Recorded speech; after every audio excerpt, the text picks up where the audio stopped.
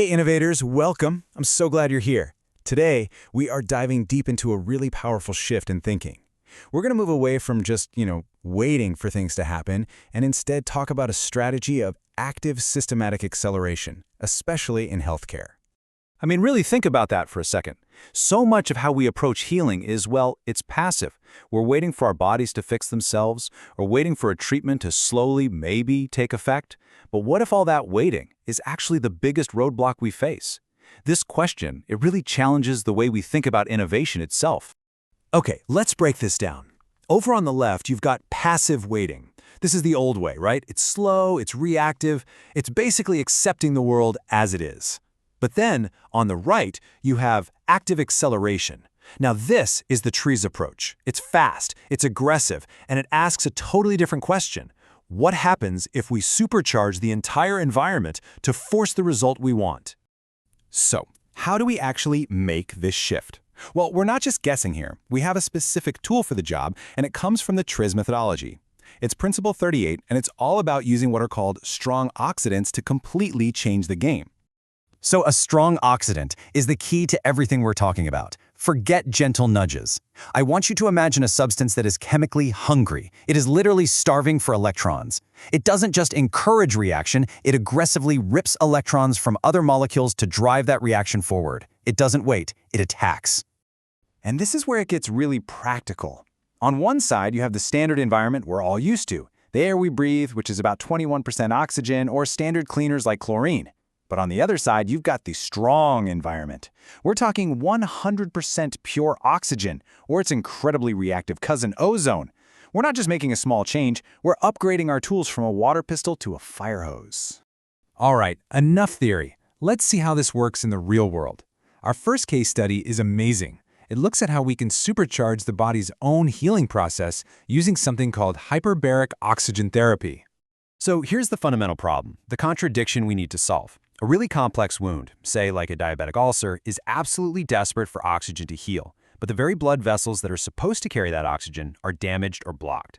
The supply line is broken, and without oxygen, that tissue is literally at risk of dying.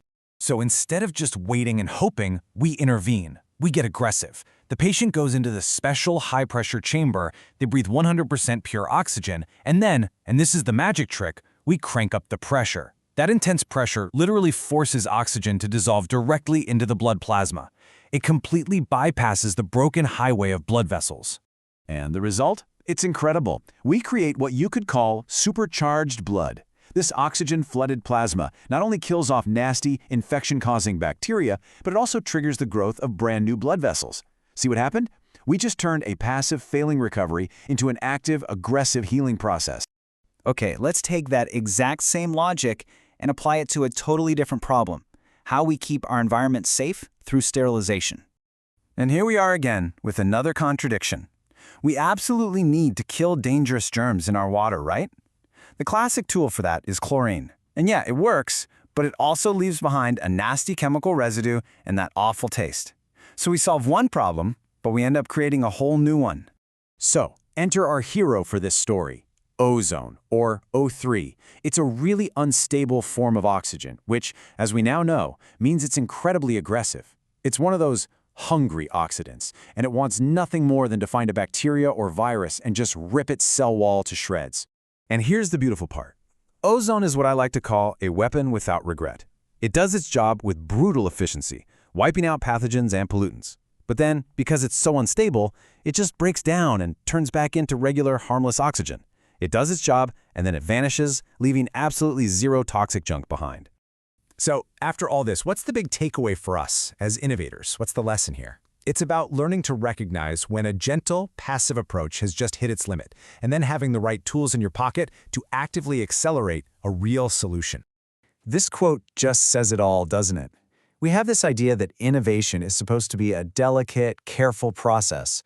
But what Principle 38 teaches us is that sometimes the most powerful and elegant solution is to be aggressive, to supercharge the environment and literally force the outcome you need. And that brings me to the final question I really want to leave you with.